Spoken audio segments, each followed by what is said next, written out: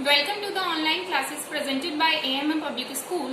तो class 5th आज आपकी ऑनलाइन क्लास में आपका सब्जेक्ट है हिंदी और आपकी हिंदी की बुक है आयांश।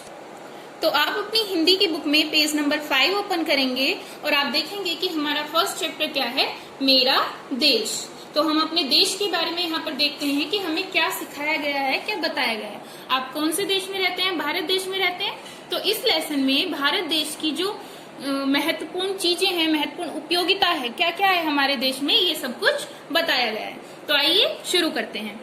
सुंदर मंदिर वीणा बांसुरी, ऊंचे पर्वत गहन गुफाएं, यहाँ गूंजती वेद रचाएं, गौरवशाली महिमा मंडित भव्य अनूठा मेरा देश।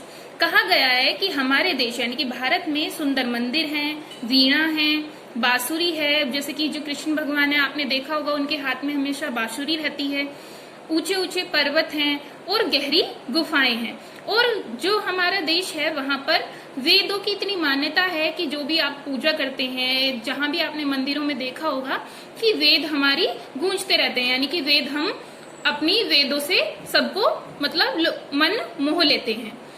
और इसी तरीके से हमारे जो देश की जो गौरव है, हमारे देश की जो प्रतिभा है, ये सारे में गूंजती रहती है।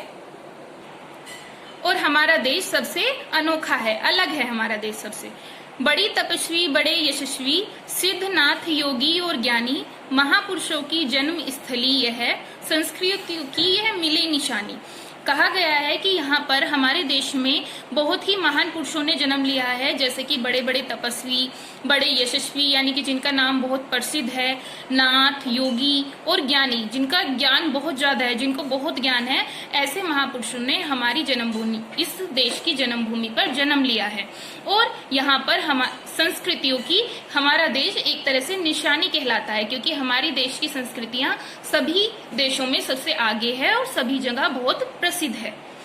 जब जब विचलित होते मानव शांति खोजने आते भारत, सूर सुदूर देश तक फैली इसकी सुंदर कई कहानी। कहा गया है कि दूर दूर से देशों के लोग भी यानी कि अलग अलग देशों के लोग भी भारत में आते हैं जब वो बहुत बोर हो जाते हैं या अपने जीवन में बहुत ही परेशानियों का सामना करने लगते हैं और वो परेशान हो जाते हैं, तो शांति खोजने के लिए, शांति को पाने के लिए वो भारत आते हैं, क्योंकि भारत की सुंदर कहानियां, भारत की बहुत ही अच्छी अच्छी कहानियां हम अलग अलग देशों में भी फैली हुई हैं। धन विज्ञान से जो नहीं मिलता वैसा कमल यहाँ पर खिलता, भाव भरे आदर्शों वाला बड़ा निराला मेरा देश। कहा गया है कि जो चीज हम धन से मतलब पैसों से या विज्ञान से हम नहीं खोज सकते, ऐसी शांति, ऐसा अनुभव यहाँ हमारे देश में आकर होता है। और हमारे देश के आदर्श यानी कि विचार व्यवहार बहुत ही अच्छा है, जिससे कि सभी लोग बहुत प्रभावित होते हैं और हमारा देश इसीलिए सबसे अलग है। वीर सपूत योद्धा सेनानी, कविगण गायक आत्मविज्ञानी, भांति भांति की हैं प्रतिभाएं, जिनको देख के दंग रह जाएं। विश्व भ्रमण करके जो आए वो भी कहे धन्य यह धरती, इसमें अलौकिक गंध विचरती। कहा गया है कि भारत में इतनी प्रतिभाएं हैं, लोगों के अंदर इतना उत्साह है, जैसे कि जो कवि हैं, यहाँ के गायक हैं, यहाँ के आत्मविज्ञानी हैं, यहाँ पर सभी लोगों में अलग अलग प्रतिभाएं देखने को मिलती हैं, जिससे कि दूर देशों के लोग अलग जो यहाँ पर नहीं रहते हैं वो भी इन्हें देखकर दंग रह जाते हैं।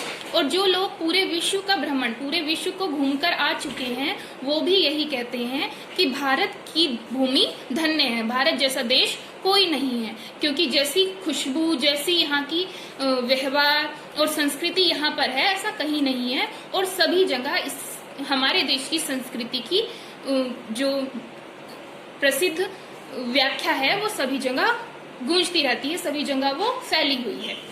फूल फलों और नहीं बहारों से हंसता गाता परिवेश, बड़ा अनोखा मेरा देश। कहा गया है कि यहाँ पर अलग अलग तरीके के फूल फलों और नई बहारों यानी कि नई नई जो चीजें हैं वो देखने को मिलती हैं, जिससे कि चारों तरफ बहुत ही अच्छा वातावरण होता है, जैसे कि हंसता गाता वातावरण यानी कि बहुत ही अच्छा वातावरण जहाँ पर सभी लोग बहुत खुश रहते हैं।